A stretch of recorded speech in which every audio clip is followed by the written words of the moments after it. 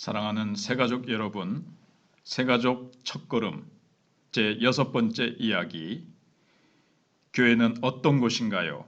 를 우리가 이 시간 생각해 보겠습니다. 말씀은 마태복음 22장 1절로 14절 말씀에 나오는 내용을 중심으로 생각해 보겠습니다. 교회는 잔치집입니다. 그곳에서는 배고픈 사람이 배부른 기쁨이 있습니다. 생명의 양식을 통해 갈증을 면하고 허기를 면하는 축복이 있습니다. 또한 세상에서는 한없이 피곤하고 말할 수 없이 지친 인생을 살지만 주님의 몸된 교회에서는 쉼을 얻습니다. 자, 이제 본론을 들어가겠습니다. 하나님께서 이 세상에 사람의 몸을 입고 오셨기 때문에 사람들이 하나님의 말씀을 이해하기란 참으로 힘이 듭니다. 그래서 인생의 무지함을 아시고 예수님께서는 이 땅에 계실 때 많은 비유로 말씀해 주셨습니다. 예화를 많이 드심으로 말씀을 깨닫도록 하셨습니다. 사실은 비유와 예화는 좀 성격이 다르지만 그렇게 이해하시면 되겠습니다. 임금의 잔치. 어떤 임금이 자기 자녀의 혼인잔치를 베풀고 종들을 보내어 사람들을 초청했는데 처음엔 아무도 오지 않았습니다. 아주 풍성한 잔치였는데도 말입니다. 살찐소를 잡았습니다. 모든 것을 다 갖추어 놓고 임금은 사람들을 부르러 사환을 보냈는데 그 초청을 받은 사람들이 다 거절했습니다. 밭에 가서 일해야 한다. 바쁜 일이 있다. 지금 장사하러 가야 한다. 등의 여러 이유들을 댔습니다. 심지어 어떤 사람들은 사환을 능욕하고 죽이기까지 했습니다. 임금이 보낸 사람인데 말입니다. 몹시 화가 난 임금은 군대를 보내서 모두 불태우고 진멸했습니다. 그리고 또 종을 보내서는 이제는 무작위로 사거리에 나가서 전부 다 초청하라고 했습니다.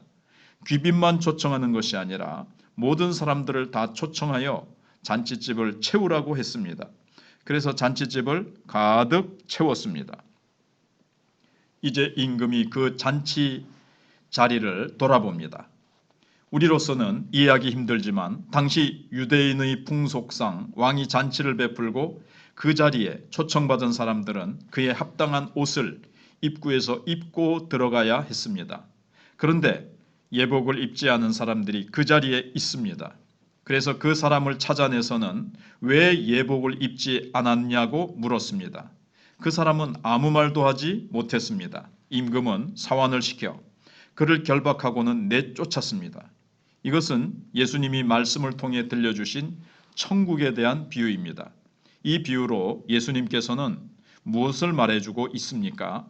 먼 훗날 왕중의 왕이요 온 우주 만물을 통치하시는 하나님의 초청을 거절하는 사람이 있다는 것을 보여주는 것입니다.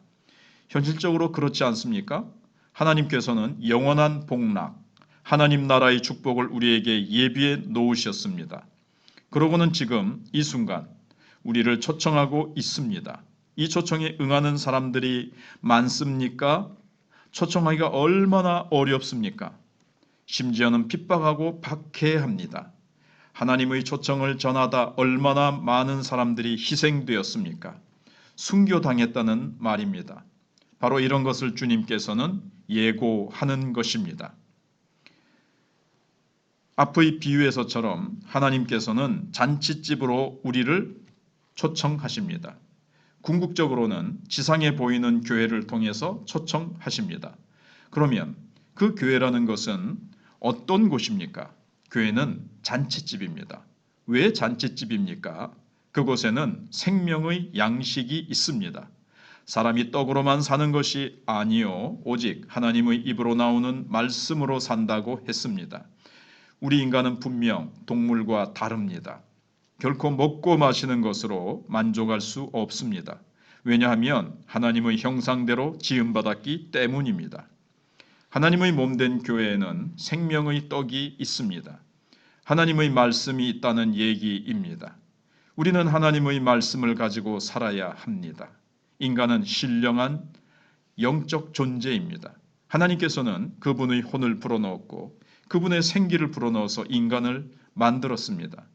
그렇기 때문에 하나님께서 주시는 양식을 먹고 살아야 합니다. 그렇지 않으면 만족함이 없습니다. 또 하나님이 주시는 생명수가 있습니다. 하나님께서는 우리 힘이 아니라 성령의 힘으로 살게 하셨습니다. 성령의 은혜를 주셨고 성령의 능력을 주셨습니다.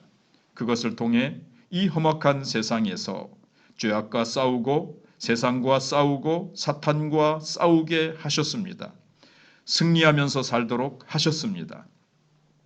하나님의 백성이라 해도 이 땅을 살면서 우리는 고난을 피할 수 없습니다. 우리가 하나님 나라에서 안식할 그때까지는 이 세상에서 다른 사람들과 똑같이 환난과 공고함과 어려움을 당합니다. 그와 같은 삶 가운데 우리에게는 목마른 자에게 필요한 생수와 같은 하나님의 은혜, 성령의 은혜가 필요합니다. 하나님의 은혜를 받지 않고는 이 세상에서 정말 보람되고 가치 있는 인생을 누릴 수 없습니다. 이 땅에서 똑같은 삶을 살면서 오로지 일하기 위해서 사는 사람이 있는가 하면 일하면서 하나님이 주시는 축복을 누리며 사는 사람이 있습니다.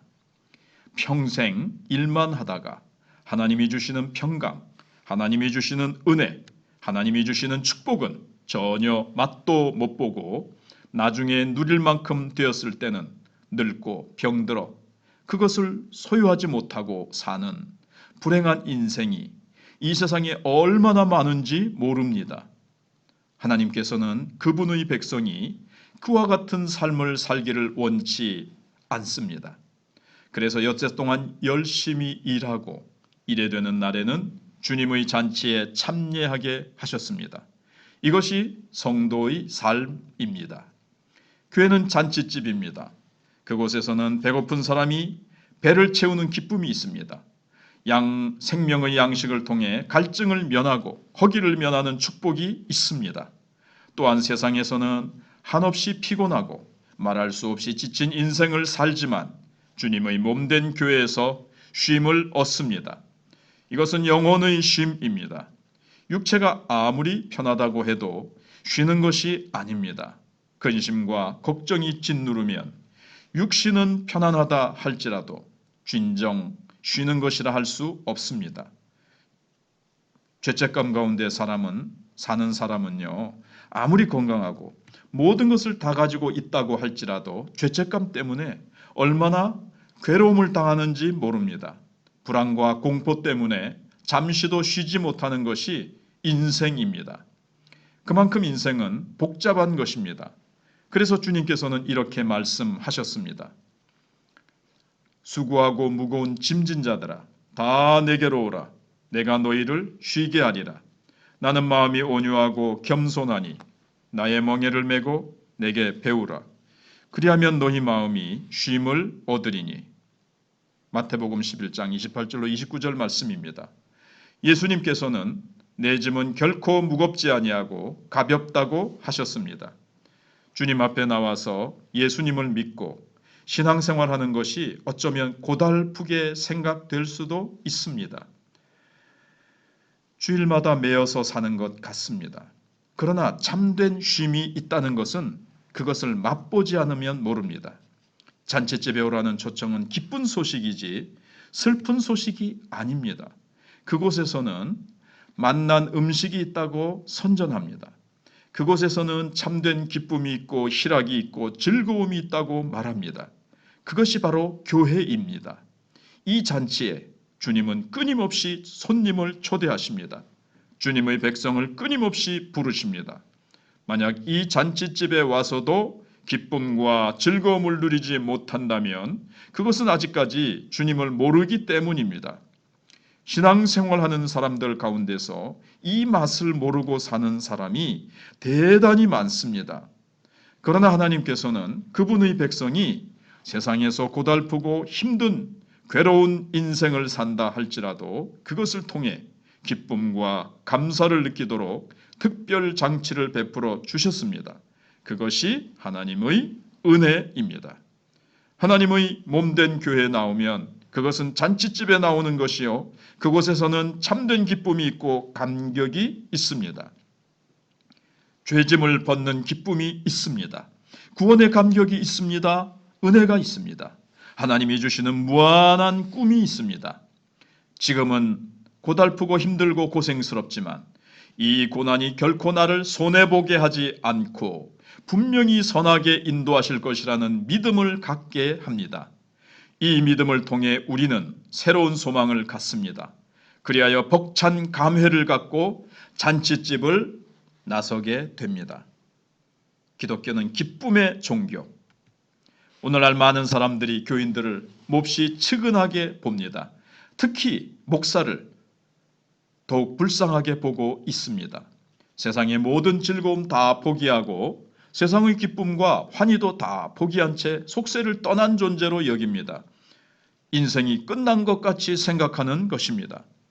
그런데 목사를 그렇게 보는 사람들을 가만히 살펴보면 그 사람들이 그렇게 신나고 재미있게 사는 것 같지는 않았습니다. 저는 조금도 불편이 없고 내가 왜 이렇게 살아야 하느냐는 생각을 전혀 하지 않습니다.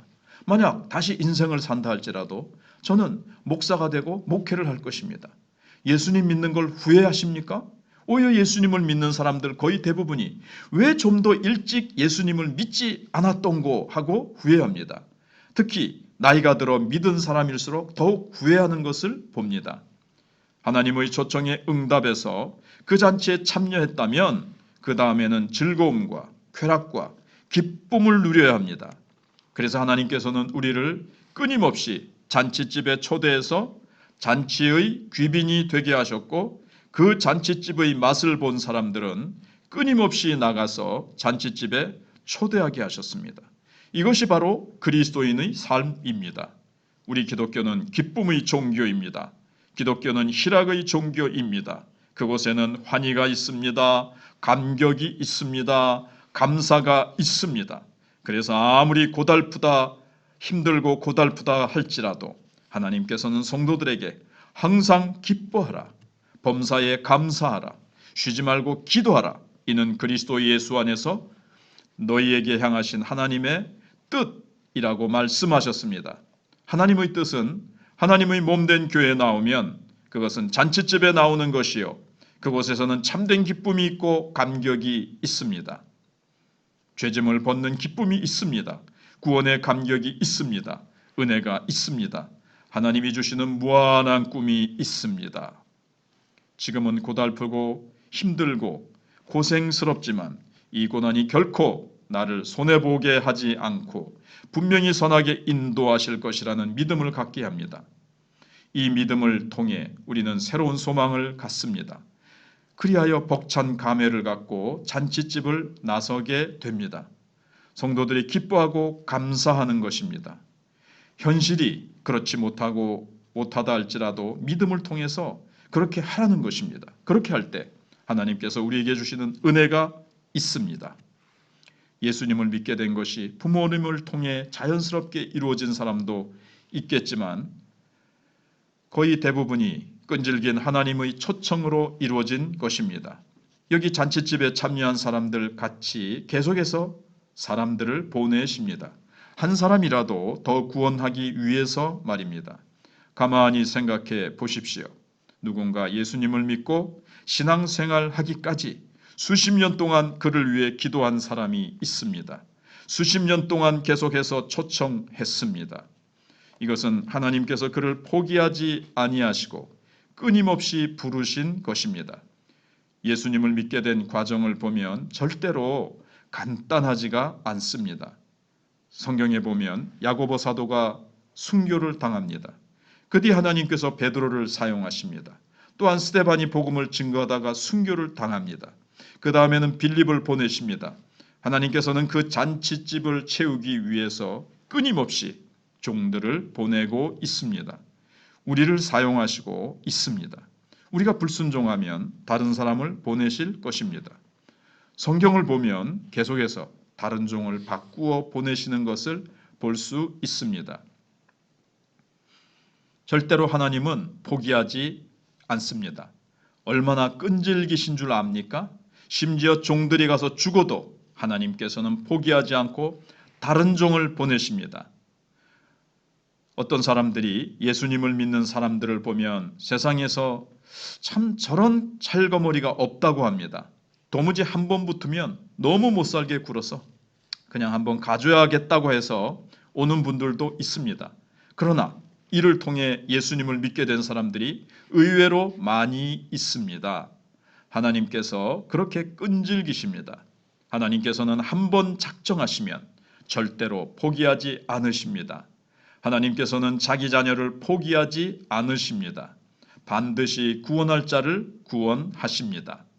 아무리 바쁘다고 할지라도, 아무리 핑계를 대도 하나님께서는 끊임없이 구원하실 자를 구원하십니다.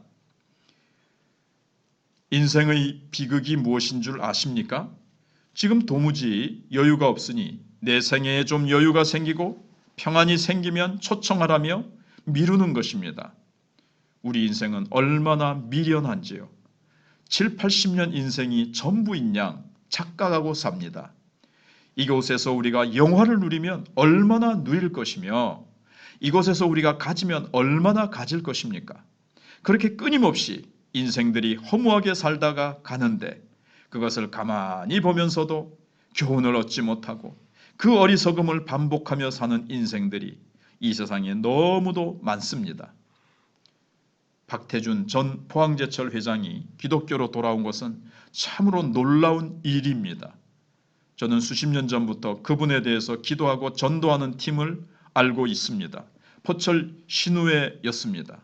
평생을 포철이라는 왕국의 제왕으로 군림했던 박태준 씨는 정계에 들어오지만 않았더라면 역사에 길이 남는 영웅이 되었을 것입니다. 어찌되었든 그는 실업가로서 정계의 인물로서 언제나 최고 수준에서 살았습니다.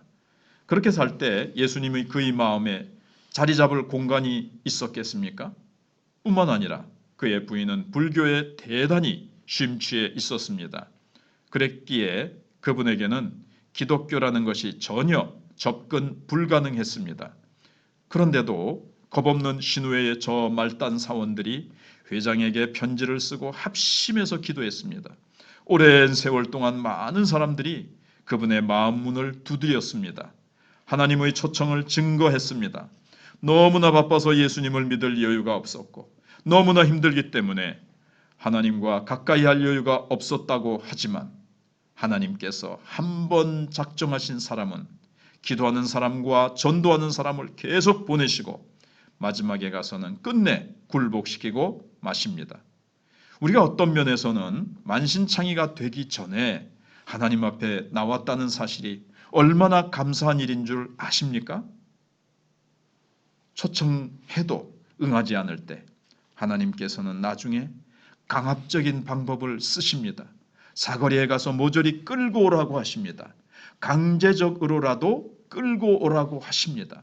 여기 원어에 보시면 팔을 비틀어서라도 데리고 오라는 뜻이 담겨 있음을 봅니다.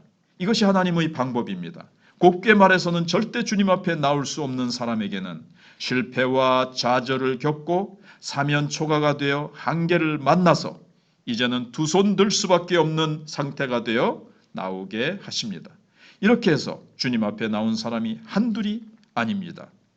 하나님께서 우리에게 은혜를 주시기 위해 하늘의 축복과 평강을 주시기 위해 이 땅에서의 삶이 전부가 아니고 하나님께서 우리와 함께 영원히 누릴 수 있는 복된 나라를 주시기 위해 아픈 방법, 고난의 방법도 쓰십니다.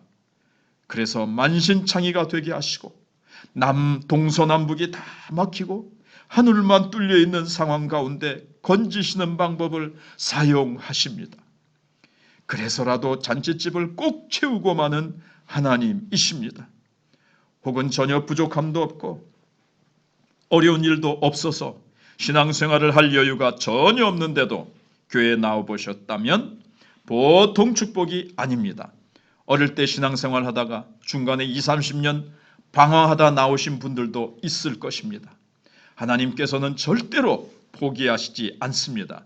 어떤 종들을 보내더라도 어떤 방법을 쓰더라도 반드시 찾아내어 하나님 앞에 나와서 은혜 입고 잔치집에서 귀빈 노릇을 하도록 하십니다. 드레스 코트, 의의 예복. 그런데 여기 마태복음 22장 14절에 예복을 입지 않은 한 사람이 나옵니다. 저는 그런 사람이 이 한 사람뿐이 아니라고 생각합니다. 청함을 받은 자는 많되 택함을 입은 자는 적으니라고 성경은 말씀하고 있습니다. 이 말씀을 꼭 기억하시기 바랍니다. 많은 사람이 예수님을 믿습니다. 많은 사람이 교회에 나옵니다. 그러나 그 가운데 예복을 입지 않은 사람들이 많다는 것입니다. 주님의 의의 예복, 내가 너를 의롭다고 칭하는 의의 예복 말입니다. 내가 생각할 때 나는 죄인입니다. 내가 생각할 때 나는 불완전합니다. 그러나 예수님을 믿으면 주님의 의의 예복을 입게 됩니다. 하나님께서 우리를 예수님과 똑같이 보시는 것입니다. 더 이상 종이 아닌 양자의 영을 받았다는 것입니다. 예수를 믿으면 양자의 영을 받고 그로 말미암아 하나님께서 우리를 아들과 딸로 보시는 것입니다. 그러나 이와 같은 믿음을 갖지 못하고 그저 마음의 수양을 위해서 교회 나오는 경우도 있습니다. 때로는 사람을 보고 나오는 경우도 있습니다. 때로는 습관적으로 나오는 경우도 있습니다. 그러다 보면 그의 마음이 하나님 앞에 가지 않습니다. 건성으로 다니게 됩니다. 참 믿음이 아니고 가짜 믿음을 가지고 있다는 것입니다. 그래서 마태복음 7장에 보면 귀신을 내어 쫓기도 하고 권능을 행하기도 하고 선지자 노릇을 하기도 하지만 주님께서 마지막 심판날에 불법을 행하는 자라며 내게서 떠나가라고 호통하시는 사람들도 있는 것을 볼 수 있습니다.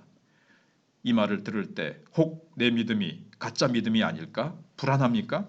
그러나 걱정하지 마십시오. 진정한 믿음이 어릴 때는 내가 하나님의 자녀인지 아닌지 모릅니다. 마치 어린아이가 태어나서 엄마 아빠를 구별하지 못하는 것과 같습니다. 그러나 어린아이가 점점 자라면 엄마 아빠를 분별하듯이 하나님에 대한 인식이 바뀌기 시작합니다. 예수 그리스도가 나 같은 죄인을 위해 십자가를 지셨다는 사실이 믿어집니다. 신기합니다. 처음의 그 작은 믿음으로 말미암아 다른 놀라운 사실들이 그냥 믿어지는 역사가 나타납니다.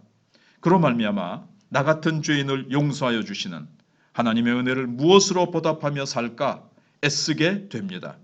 하나님의 말씀대로 살려고 노력합니다. 하나님의 말씀에 순종하는 것이 힘들고 고달프지만 이것은 결코 괴로운 일이 아닙니다. 오히려 좁은 길을 가면서도 기뻐할 수 있는 신기한 사람이 됩니다. 그래서 사랑할 수 없는 사람을 사랑하게 됩니다. 도무지 미운 사람까지도 사랑하게 됩니다. 교회를 다니면서도 얼굴을 붉히고 울그락불그락 하면서 화내고 사랑하지 못하는 사람들은 신앙이 아직 어리기 때문입니다.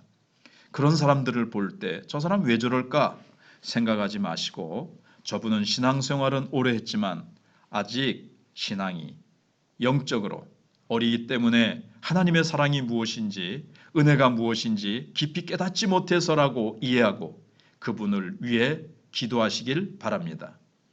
교회 안에는 아직까지 의의 옷을 입지 않은 사람이 많이 있을 수 있습니다. 그러나 하나님은 언제까지나 유예를 주십니다.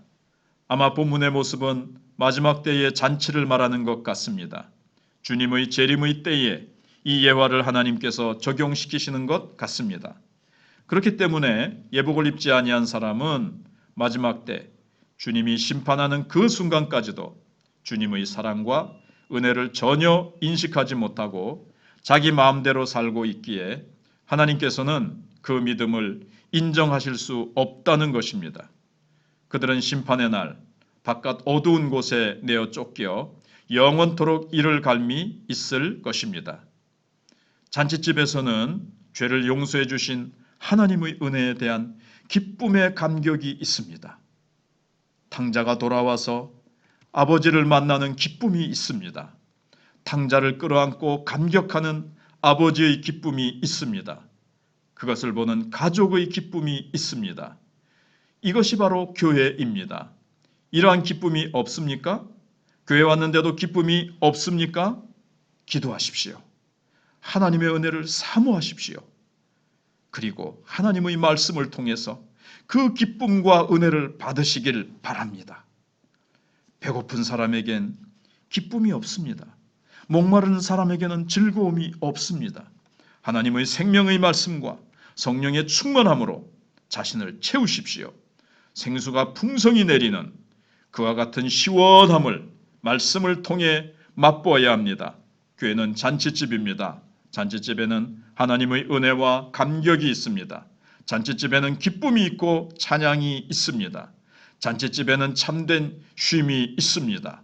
교회를 끊임없이 세상에서 지친 심령들이 교회 앞에 나와서 함께 은혜를 나누는 축복의 전당으로 만들어 가시기를 주님의 이름으로 기원합니다. 아멘.